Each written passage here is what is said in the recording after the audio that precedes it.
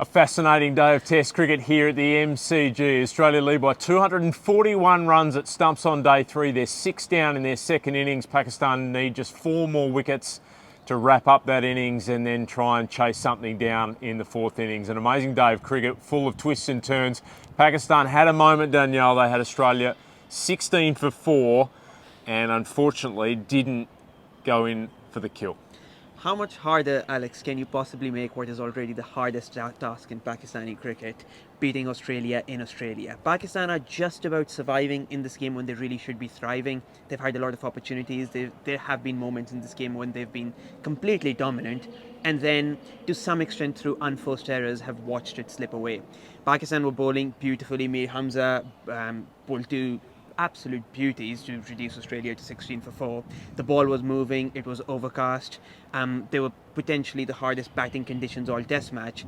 And Marsh hadn't quite got set. Australia were 46 for 4, the lead exactly 100 when Amir Jamal coaxes a nick to first slip.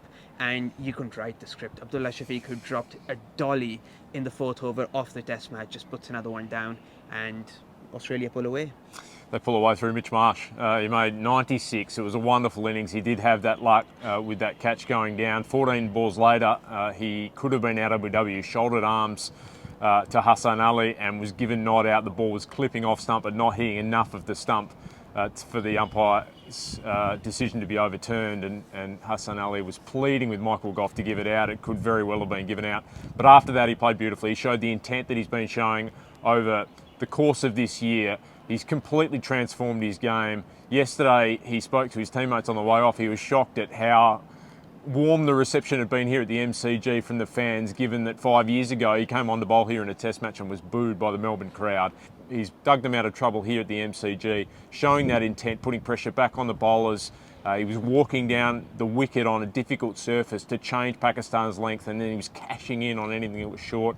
Steve Smith was obdurate at the other end. He took 100 balls to score a boundary, and he scored just 3 boundaries in 50 from 176 deliveries. But it put Australia in a position of control in this test match. They lead by 241, and it's going to be really hard for Pakistan to chase anything down on this surface, given they haven't passed 271 on this tour yet. I think what Pakistan did well at the end was take those 2 wickets, because if they didn't, I think Australia are just pulling away anyway. What Pakistan have done every day is just give their fans enough of a glimmer of hope to tune in the next day, to set their alarm clocks early if they're in Pakistan. But there isn't a good track record of chasing teams at the MCG. There hasn't been a visiting side chase over 180 in more than 60 years. Marsh, I thought it was interesting that he said that even if Australia had been bowled out for the score they have now, 241, they'd very much feel they're in the game. And because of Pakistan's batting in this series, as you said, they haven't crossed 271, they will almost certainly have to post their highest total of the series if they are to somehow win this game. I think it's advantage Australia, but those 2 wickets potentially just about keep Pakistan in the game. They will have to bowl exceptionally well tomorrow morning and then back out of their skins to give themselves a shot. We have a test match on our hands though. Pakistan do have a shot at pulling off what would be a miracle here against Australia. It is game on. Day 4 should be fascinating. Stay tuned here on ESPN Cricinfo for all of our coverage and analysis here from the MCG. We've got a great game in store.